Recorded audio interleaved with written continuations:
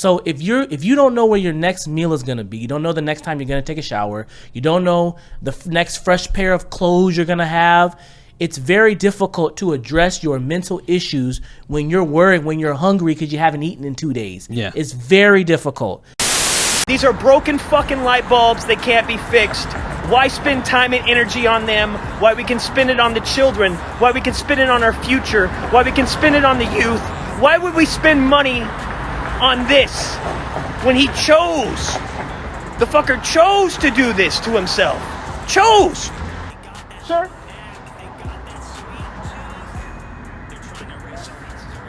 Okay.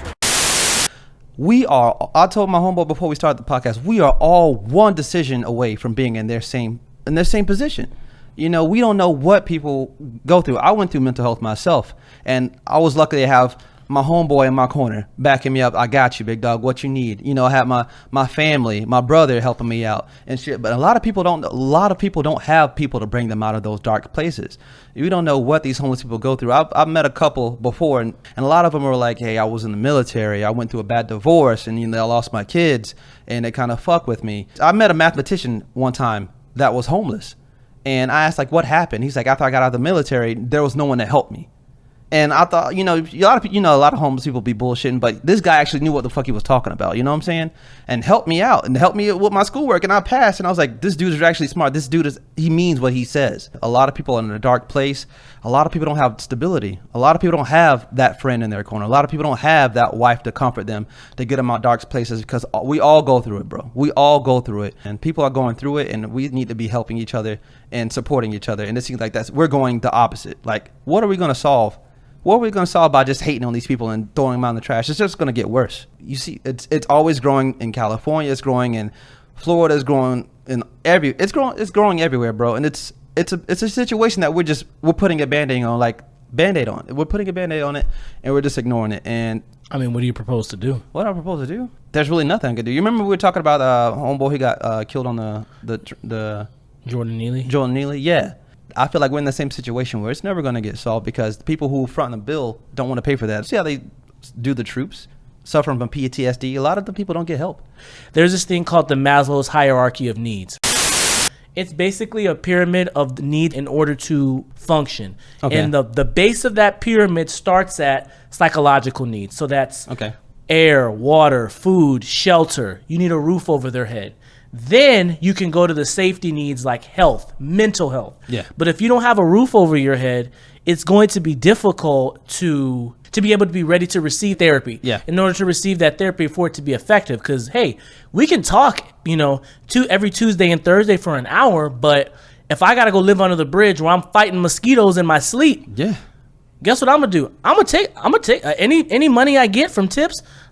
I'm going to take that money and I'm going to go get me some, crack, fentanyl, whatever I can get my hands on. Yeah, whatever to pass the time. Whatever I can get my hands on, right? Because I hate my reality, right? Yeah, you're looking for that temporary escape. Right. So you first need to give them a place. And you have to find a way to house these people, whether it's, hey, we'll give you a tax break if you house X amount of homeless people. You make more halfway houses. You have initiatives for these people. Yeah.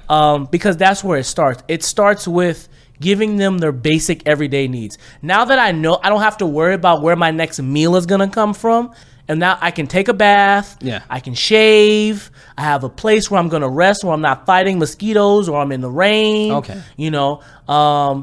Now I can worry about my mental health. So this is the pyramid right here. It starts with psychological needs, then you have safety needs, then you have love and belonging, then you have self-esteem, and then self-actualization, right? Okay. So if you don't know where your next meal is going to be, you don't know the next time you're going to take a shower, you don't know the next fresh pair of clothes you're going to have, it's very difficult to address your mental issues when you're worried, when you're hungry because you haven't eaten in 2 days. Yeah. It's very difficult.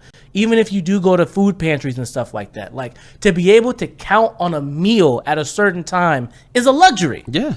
So if you can help that part, then you can get to the mental health. Yeah. So you got to find a way to fix that problem, and then you go to the next one, and then you go to the next one. What's up, y'all? I'm Keith. This is your boy Eddie. And I appreciate you guys. Let's shoot it again. I messed up. What's up, guys? I'm Keith. And this is Eddie. And we want to say, guys, we appreciate you guys watching this entire video, and we would really appreciate it if you would like and subscribe. Okay, that was my line, but we appreciate it if you would like and subscribe. There's more coming where that came from. If I said that right. Yeah. We're coming with that. Anyways, thank you for watching the video. Please like and subscribe. We will see you next time.